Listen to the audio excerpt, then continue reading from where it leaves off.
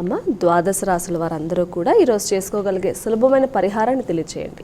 ద్వాదశ రాశుల వారు ప్రతిరోజులాగే ఈరోజు కూడా తమ వ్యక్తిగతంగా ప్రార్థించే దైవాన్ని, ఇష్టదైవాన్ని ప్రార్థించుకోవడం అనేది మొదటగా చేసుకుంటూ, దాంతోపాటుగా తప్పనిసరిగా అందరూ కూడా అవకాశం ఉన్నట్లయితే ఈ రోజున నరసింహ స్తోత్రాలు కానీ, హనుమాన్ చాలీసా కానీ చదవడం అనేది చాలా చాలా చాలా మంచి ఫలితాన్ని ఇస్తుందన్న విషయాన్ని ఇక్కడ మనం గుర్తుపెట్టుకోవాలి.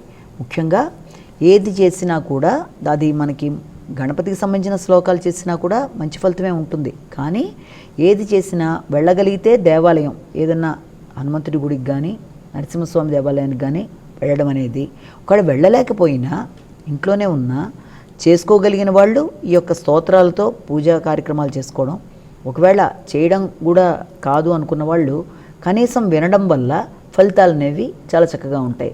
హనుమంతుడి స్తోత్రాలు, నరసింహస్వామి స్తోత్రాలు వినడం వల్ల కానీ, లేకపోతే కవచాలు వినడం వల్ల కానీ, లేకపోతే హనుమాన్ చాలీసా చదవడం వల్ల కానీ వ్యక్తికి అభివృద్ధి పరంగా ముందుకు వెళ్ళడం, ఆరోగ్యపరంగా అభివృద్ధికరంగా ఉండడం, మానసిక చింతలు, అశాంతి, కంగారు, ఆందోళన, భయాలు మొదలైనవి పోవడానికి అన్ని విధాల ఆస్కారం ఉంటుంది. కాబట్టి తప్పనిసరిగా ఇవి విన్నా చేసుకోగలిగిన మంచి ఫలితాలు ఇస్తాయనే విషయాన్ని గుర్తించాలి. అలాగే ఇది కేవలం ఇప్పుడు దాకా మనం చెప్పుకున్న రాశిఫలాలు కేవలం ఒక వ్యక్తిని ఉద్దేశించినవి కావు కనుక అన్నీ తమకే వర్తిస్తాయని భావించకుండా తమ తమ వ్యక్తిగత జాతకాలతో కలిపి అనుసంధాన పరుచుకొని చూసుకుంటూ తగిన పరిహారాలు పాటించుకుంటూ ముందుకు వెళ్ళినట్లయితే అన్ని విధాలా అనుకూలంగా ఉంటుంది. నేటి వైశిష్ట్యం